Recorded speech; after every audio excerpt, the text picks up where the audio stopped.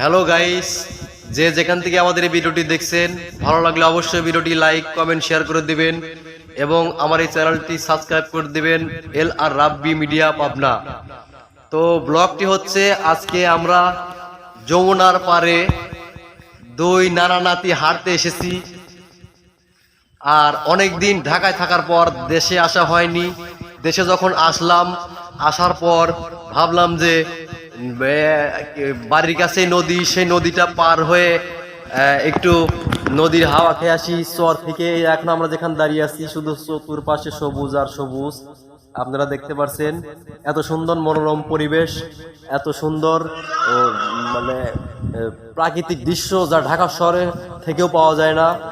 তো আমরা সেই প্রাকৃতিক দৃশ্যর মানে স্পর্শ নেওয়ার জন্য, যাকে বলে কি, আমরা সরাসরি বিকেল বেলায়, পড়ন্ত বিকেল, তো আমরা এখানে ঘুরতে আসলাম। ঘুরতে এসে মনটা এত ফ্রেশ হলো যে ঢাকা শহরে থাকলে কোটি কোটি টাকা দিয়ে সুখটা খুঁজে পাওয়া যায় না। এই যে আপনারা দেখতে পাচ্ছেন, আমাদের পাশে হচ্ছে নদী, ওই পার হচ্ছে আমাদের বাড়ি। অর্থাৎ আমরা নদীটা পাড়ি দিয়ে এপারে এসে নদীর ভিতরে, এই তিল ক্ষেতের ভিতরে আমরা একটু আড্ডা মারলাম, ঘুরলাম। ভাবলাম যে ভিডিওটি আপনাদের সঙ্গে একটু শেয়ার করি। তো সেই লক্ষ্যেই আপনাদের সামনে হাজির হলাম এই পড়ন্ত বিকেলের যমুনার পার।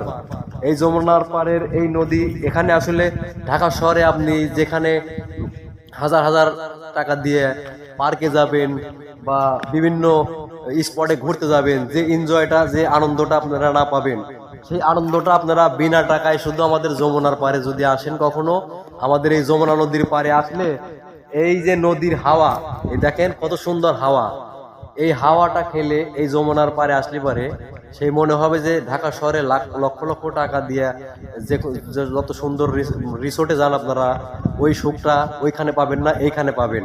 তো আসলে আপনাদেরকে রিকোয়েস্ট করছি, আপনারা যদি মনে কখনো দুঃখ থাকে বা কষ্ট থাকে, এই যমুনা নদীর পাড়ে আসবেন। যমুনা নদীর পাড়ে আসলে আপনাদের মনটা ভালো হয়ে যাবে এবং কি আপনি বারবার এখানে আসতে চাইবেন। এই যে দেখেন, আমরা এখন নদীর পাড়ে আছি। এই যে আমাদের নৌকা, এই নৌকাটা আমরা ওই পার থেকে নিয়ে এই পারে এসেছি।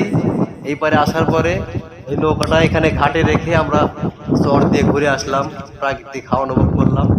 এখন আমরা অবশেষে নৌকার পর উঠে গেলাম এবং কি আমরা এই নৌকা নিয়ে এখন আমাদের ওই পাশে যাবো। ওই পাশে হচ্ছে আমাদের বাড়ি। এত সুন্দর নদী। আসলে ঢাকা শহর থেকে তো শুধু ট্যাপের পানিতে গোসল করতে করতে ডুব পার আসলে ভুলেই গেছি যে ডুব দিয়ে গোসল করার একটা অন্যরকম মজা। তাই এই জন্যই দেশে আসলে পরে এটাই শান্তি, খোলামেলা জায়গা, খোলামেলা নদী, গোসল করা এবং খেলাধুলা, দৌড় পাড়া, এটা একটা আনন্দ, অনেক মজা লাগে। তো ভালো থাকবেন, আজ এ পর্যন্তই। কারো যদি ভালো লাগে ভিডিওটি, অবশ্যই অবশ্যই লাইক কমেন্ট শেয়ার করে দিবেন এবং আমার এই চ্যানেলটি সাবস্ক্রাইব করে দিবেন, এল আর রাব্বি মিডিয়া পাবনা। তো ভালো থাকবেন সবাই।